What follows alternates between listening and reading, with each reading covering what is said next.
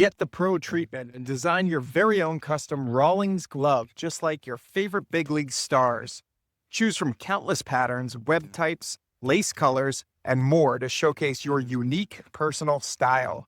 Start with a pro design and change it up with your team colors or build yours completely from scratch with your name, number, and state flag.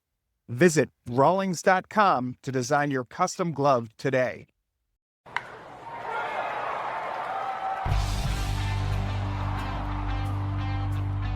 Welcome to the Base Path Podcast, brought to you by New England Baseball Journal. I'm your host, Dan Guttenplan. Today's guest is Bridgewater-Raynham coach Cam Fox, who is also an assistant coach this year for Team Massachusetts. We'll talk about the beginning of the high school season and then the selection process for Team Massachusetts, as well as his background as a player. Cam, thank you so much for joining me. Dan, thanks for having me. Looking forward to it. Yeah, no, a crazy time of year with everybody kind of getting back on the field now. You look at it like 2 weeks ago and there's a foot of snow on the ground and you're like, I don't know how they're going to pull this off, but it seems like every year everything melts just in time for that beginning of the MIAA season. This is now your second year at Bridgewater-Raynham. You had been an assistant under Bill O'Connell with Braintree for a while. What's it like this year coming in, now that you've established yourself, you have a feel for the players? What's that going to be like here in the tryout process with those guys? Yeah, well, thanks for having me on. We actually, today is Wednesday, or today's Thursday. We just finished up kind of our official cut down day yesterday. Being here second year is so much more comfortable. Last year, I found out I had the position probably late January, early February. So understanding the guys in front of me and they having no idea who I was, and it was a little rough at first, just a bunch of high school kids coming off their winter seasons, played 500 baseball, but it was eventually getting into the tournament, which was nice. But this year you could just tell everyone has an idea of how to go about their business, what I'm expecting, what they're expected to do, dealing with these conditions right now. It was snowing a ton, and then we had a few days of 70-degree weather, then a bunch of rain, but we're used to it. I think the people who play around here are used to it. Coaching over with Coach O'Connell at Braintree for 12 years as his assistant. We're used to it. So, but yeah, we're very lucky. We have some nice facilities over at BR. So I think we're actually getting out in the field today, which is nice. So, we're really looking forward to this year. Yeah, and so you said you kind of went through the tryout process already. You've made your cuts. What advice do you give guys? Because we have a lot of, younger listeners, guys who are either, before, middle school age or, before they get to high school. And, you want to stand out, but you don't want to make it all about yourself either. You want to make sure that the coach knows that you're team oriented and you're focused on helping the team win rather than, showcase style, which is more of the summer, fall type of baseball.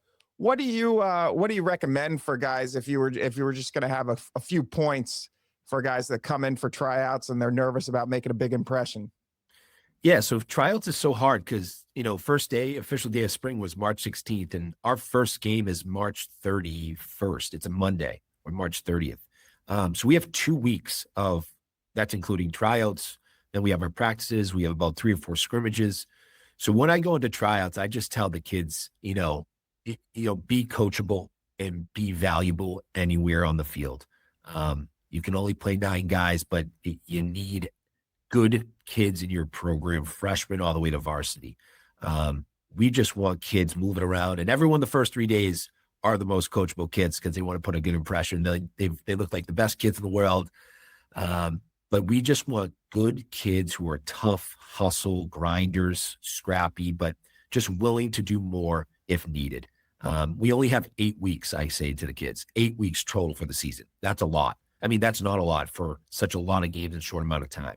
Yeah. So what we can do in 8 weeks, if you can be coachable, maybe play a new position, offer to do this, I mean, that's what we're looking for. And it's really hard when a lot of teams now, we're very beneficial. We still have 3 teams in our program, freshman, JV, varsity.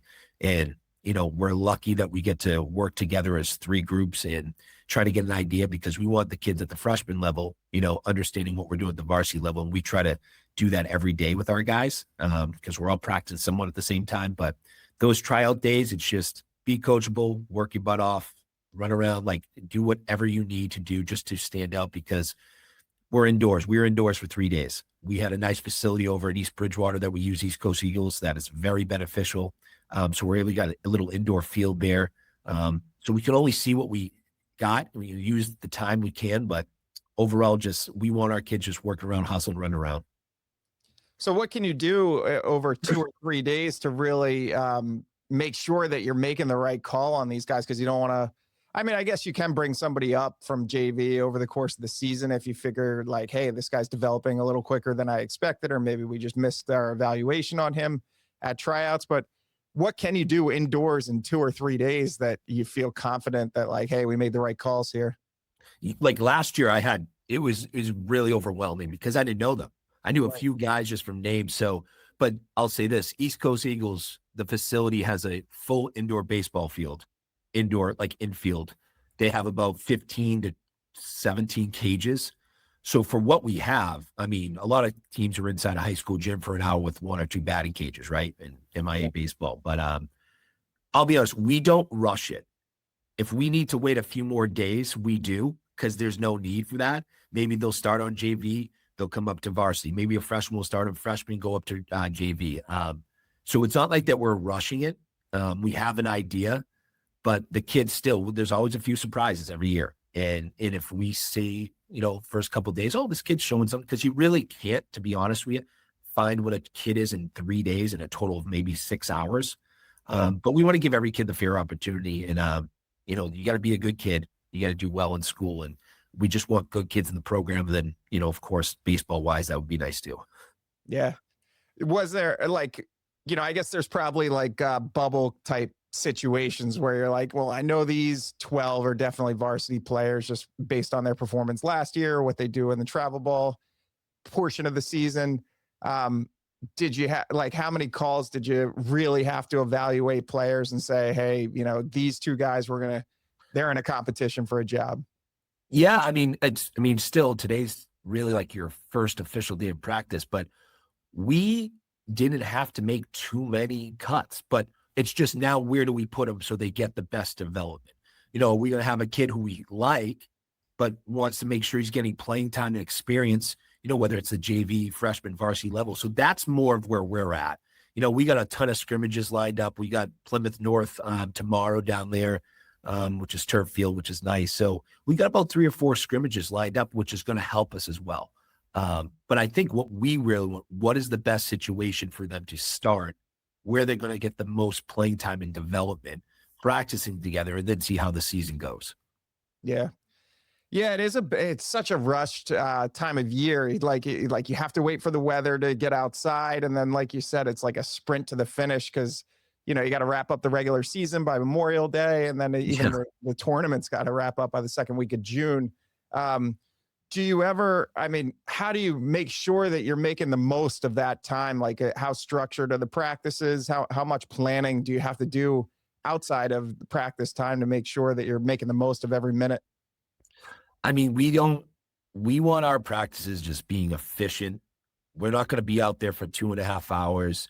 We'll do infield, hit BP call. Like what we need to work on, hour and a half, hour 45. Now, maybe it'll be a little extended, but we want to get our work in, whether we're going over first and thirds, on defense, maybe early, during the season, we have an idea of what we need to be better at. Working on approaches. Maybe today is all offense, but we are very structured, but relaxed. We also want these kids being loose, but we're going to go there. The kids enjoy it.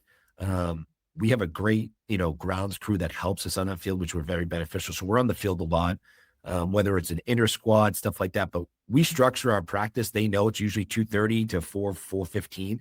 And we have an idea of what we're doing each day, just because we're communicating with them too. We always want to say, well, we want to do something at practice, but we say based off what? And we really want to have an answer for we're doing this because of this reason. And so that may change throughout the season.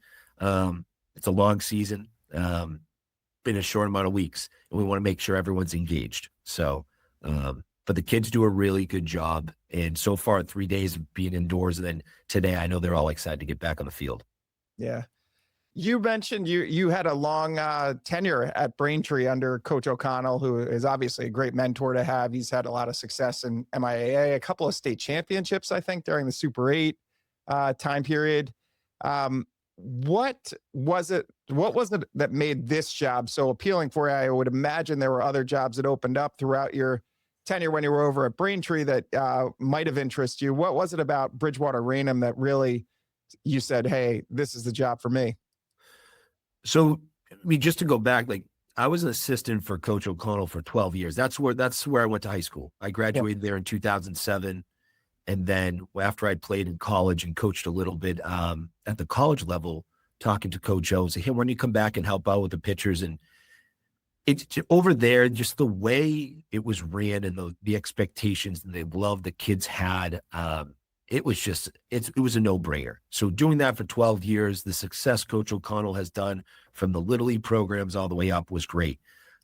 Why BR though, after 12 years? I mean, we coached against BR, and when I hear BR, Bridgewater-Raynham, it's a big school, great town, good tradition. I mean, my eyebrows, raised a little bit there. And, lucky for me, I'm a director of guidance over at East Bridgewater High School. So that's right down the street.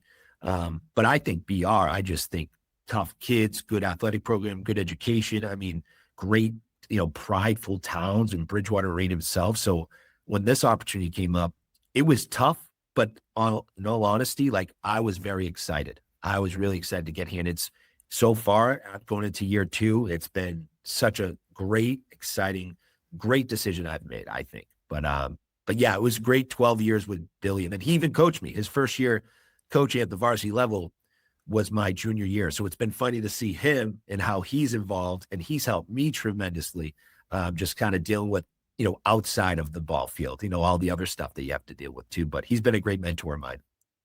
Yeah, how has he helped? Like, what types of things are you talking about off the ball field?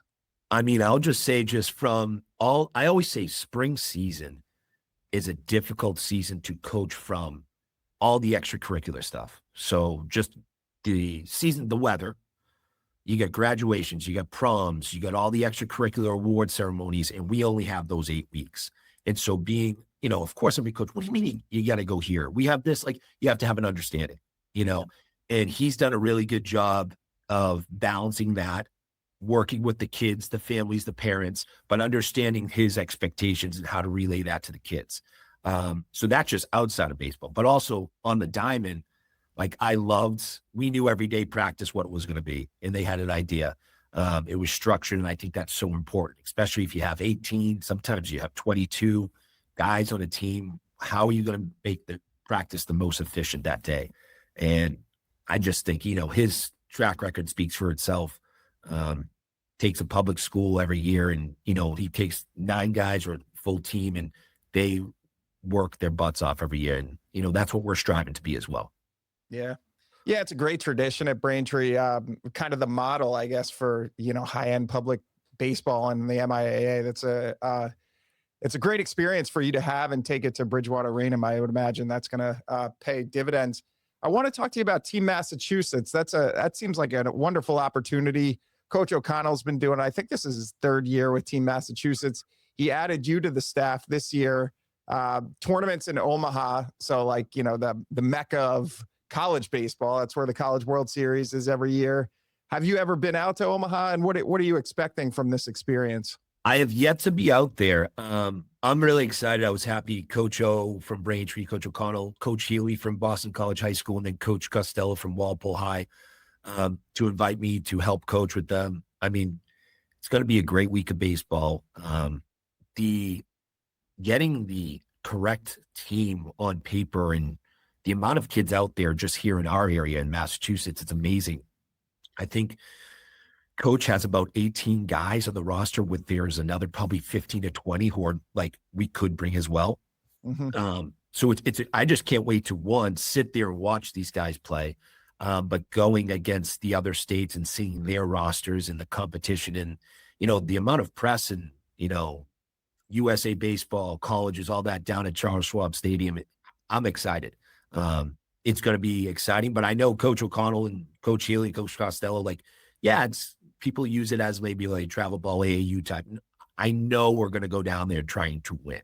And that's one thing I think a lot of the kids are excited for, because this is his 3rd or 4th year, like you said, and he has an idea kind of how to go about it and how to use guys. So it's a difficult thing, as we probably just watched in the World Baseball Classic, how they had to use guys and Coach DeRosa over there. But yeah, I'm excited. It's a lot of talent, a lot of people watching. I know they're airing it on like ESPNU, a few of the games. But yeah, it's going to be some good baseball. Yeah, I think it's all televised this year. Yeah, Coach O'Connell, you could tell he's trying. Like last year, he had a couple of starting pitchers go 5 or 6 innings. Like you're right, it's not that showcase, WWBA. Everybody pitches an inning and tries to hit their high velo mark, Yep. and then they're off. Do you have any experience in that travel ball world? So after I left Braintree High, I played for Jim Foster over at University of Rhode Island. Right. After that, worked in minor league baseball, and then coached as a pitching coach for Roger Williams University. Myself as a coach in travel ball, I did Braintree American Legion for about 6 years. And I mean, it was great. We had the opportunity to go to Legion World Series in 2018.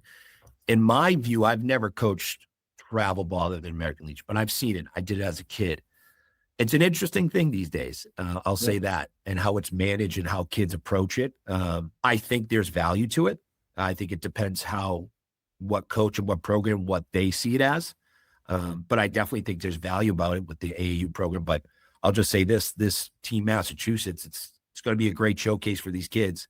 They're going to get the most out of it. I know we're guaranteed, I think, 3 to 4 games, and they'll be going against the best competition in the other states as well. So we're looking forward to it. Yeah.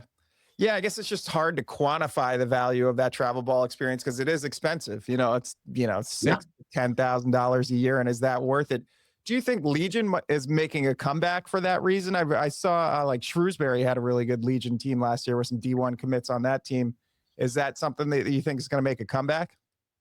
I don't know. I've always, from my playing days of Legion ball and then coaching it, it's a difficult thing to do. A lot of Legion programs have been dropping in just numbers and stuff like that.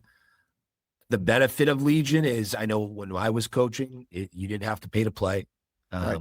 But it's the commitment of the kids, the coaches, that stuff too. Can it make a comeback? There's people out there who want it. But I also understand the AAU programs. There are a lot of great programs out there, and they go about it the right way.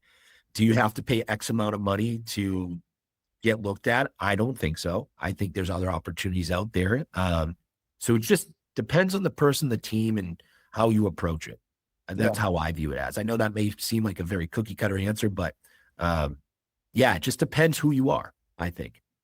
Yeah, to me, it makes a lot of sense to go the Legion route. Like if you've already made your commitment, I don't know that you're spending, $10,000 a year as a high school junior, when you've kind of already got your commitment in place.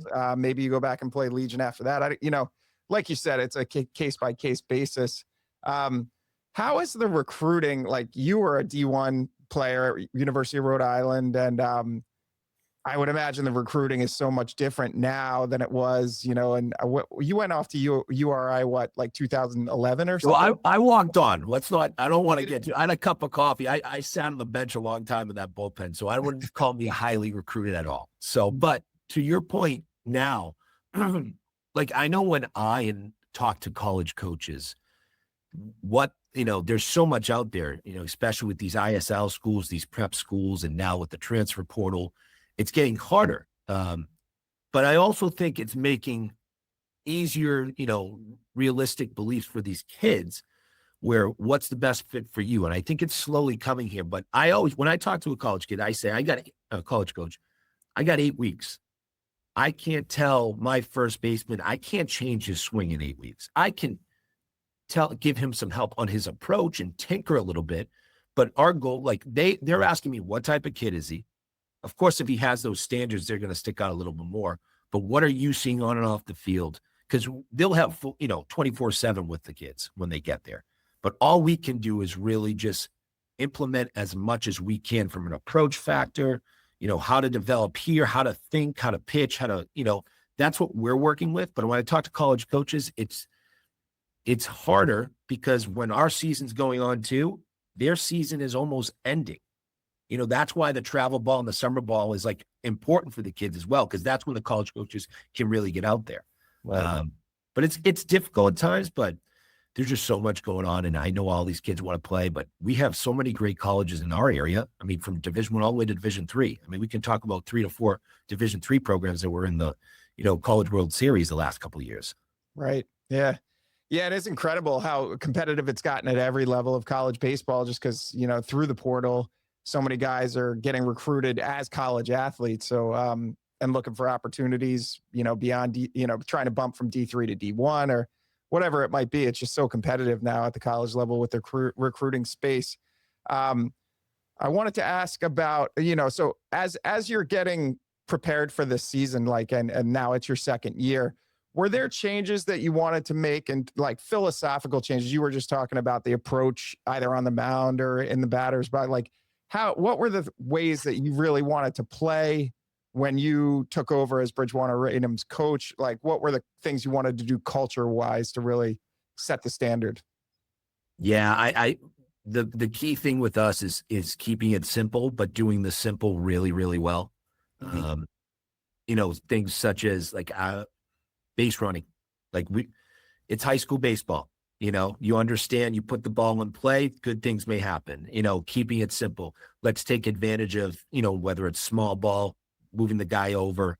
I mean, I always say if you get a guy in second base in high school baseball with less than, 2 outs, there's a good chance you can score. So coaching them the right way, keeping it simple, moving the runners over, pitching wise, just pounding the zone. You don't need to be successful in high school having these high velocity players. Does it help? Oh yeah, I understand that. But you can do very well and succeed if you understand how to pitch, keeping things simple. Like I said, getting ahead, holding runners, fielding your position.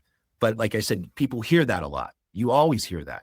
But do you actually work on it every day? I'm still old school where it's just repetitiveness. And like I said, if you do little things really well, you'll be fine. So just really harping on those things. I really believe in that.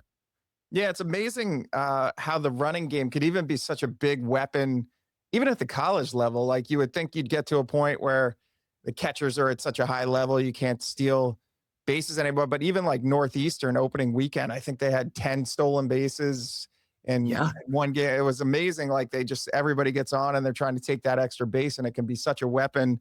Um, that is something and how do you work on that? Are you practicing, reading the pitcher, taking leads? Like, how do you get a good jump?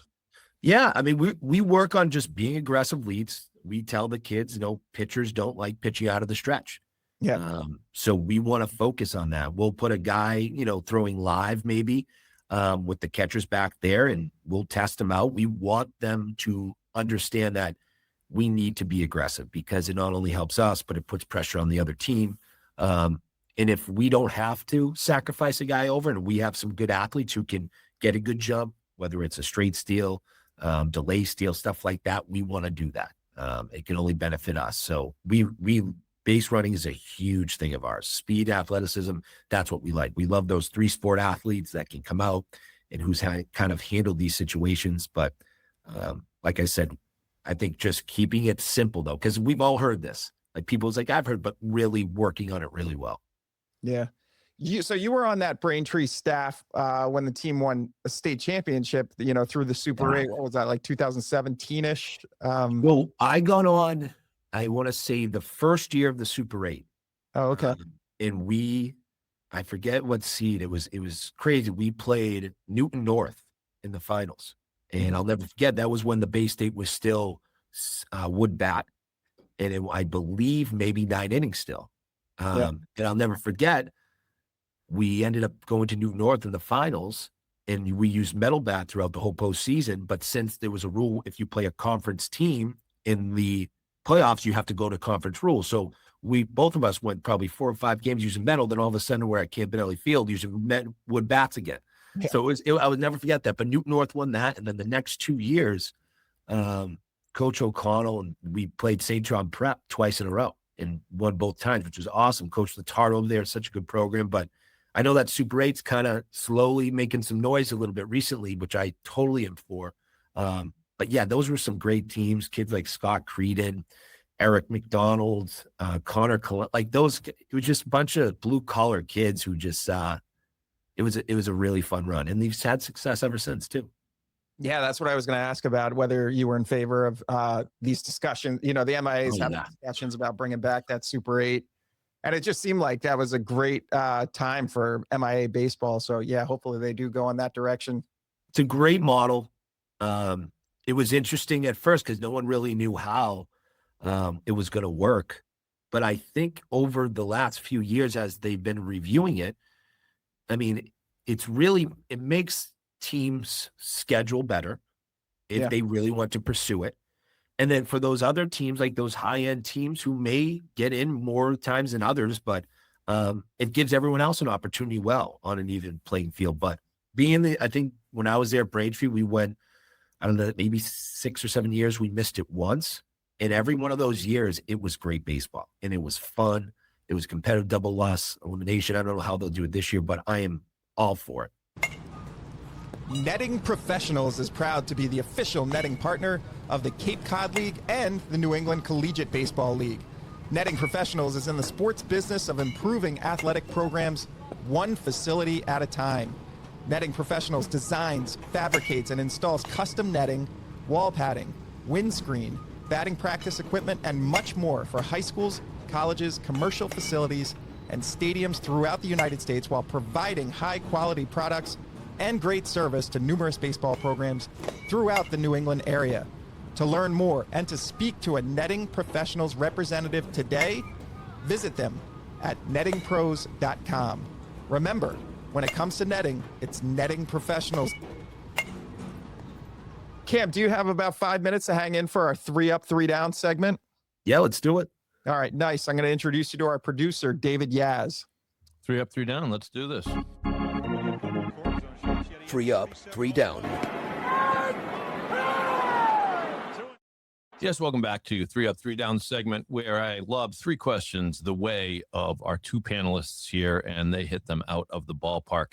We'll start with you, Coach, and I'm wondering why we're doing this podcast, Dan, with the heartbreaking loss of the United States in the World Baseball Classic. Isn't it too soon? Isn't it too soon? We should be in mourning. Yeah, you're probably right. Well, I'm half joking, but I am asking the true question.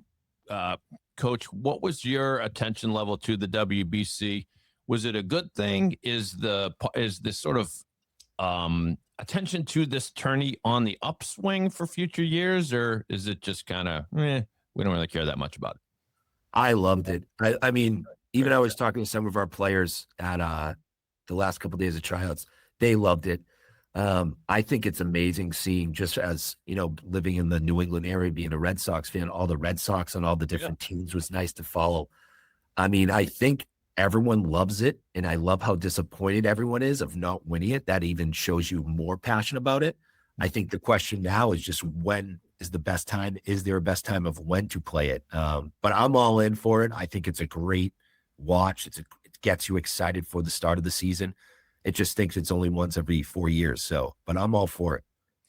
Excellent. And excellent answer. Yeah. I had myself wondering, is Garrett Whitlock better than we think he is? I mean, it didn't work out for him in the end there, but he looked. Yeah, he was great though. He was great. He was Yeah. great. That 8th inning guy was awesome. You can tell I can only imagine what Coach Mark DeRosa deals with, from people don't understand, probably from all the clubs and the programs and calling him who can play, who can't. That's got to be more stressful than Oh my people goodness. think.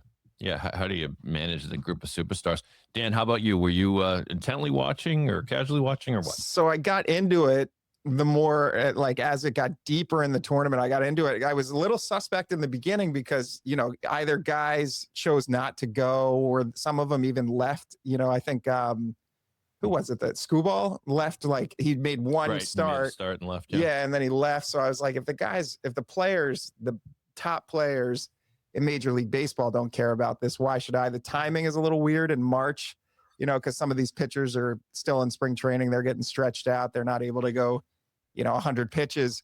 So I was a little suspect in the beginning, but the more I watched it, like the Dominican Republic was so fun to watch. You could tell Venezuela, they really cared.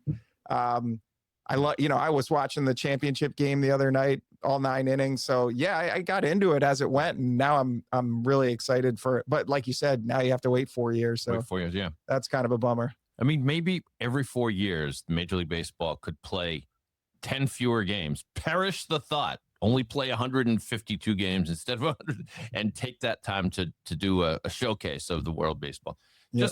Just a thought, MLB, that one's for free. All right, Dan, we'll start with you for question number 2. Okay. Pretty simple, but other than Fenway Park, what's your favorite place in New England to watch a baseball game? So it could be college stadium, could be high school stadium, anything that might be a favorite of yours. Coach, you're on deck, so you can think about it, but you're not allowed to say your home park. I'll say that. You're not your home field. All right, Dan, what do you got? Portland. I like going Nice. Portland Sea Dogs games in the summer, and it's a great city too in the summertime. I wouldn't want to live there in the winter, but Right. yeah, Portland, great city. Hadlock Field, is it that what it's called? I think so. Yeah, beautiful stadium. Does it have the mini wall in left field, or am I making that up? I don't think it's just the same dimensions as of course the not, monster, yeah, but it is. I think it's a larger fence in left field. Yeah. I'll have to do some research on that. Or Coach, sounds like you know. But Coach, how about you? Places to watch a ball game in New England? I know for me, my summer times I enjoy. I think I took my daughters 3 times last year down in Cape Cod League.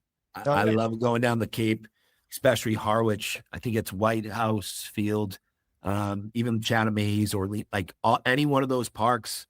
You know, I really enjoyed Harwich. I think I grew up there. And but those ball fields, just the kind of the vibe is where I enjoy truly watching, you know, some summer baseball. Yeah, some of those are like elementary school fields. It's crazy. Yeah. I think like Brewster plays at a middle school.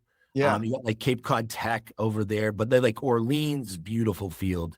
Chatham's great to watch a ball game. It's just a good atmosphere, you know, and I think it's just, if you want to see some good ball players, you know, compete, especially the later in the year, because the guys usually stay around and they're trying to win. It's been nice. So, but yeah, I really enjoyed Harwich is one of my favorites.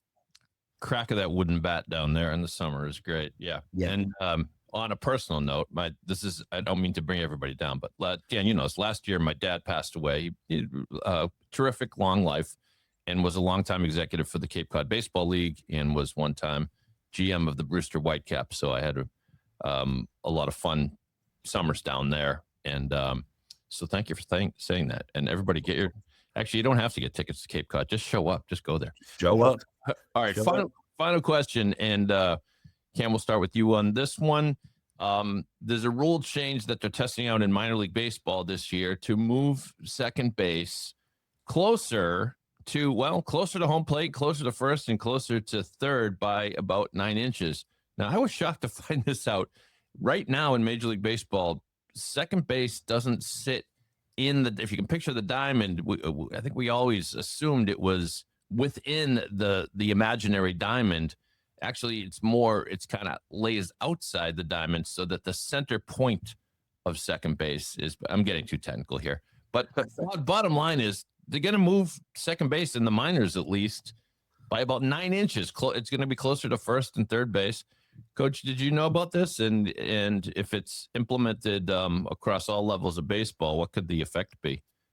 I don't know. No, that's 9 inches to me. I don't know. It's just one of those things. What's it based off of? You know, I always say that wouldn't be a huge. When they made the bases a little bigger, no one even talks about it now. There's a couple other rule changes I would love in Major League Baseball, but that one wouldn't.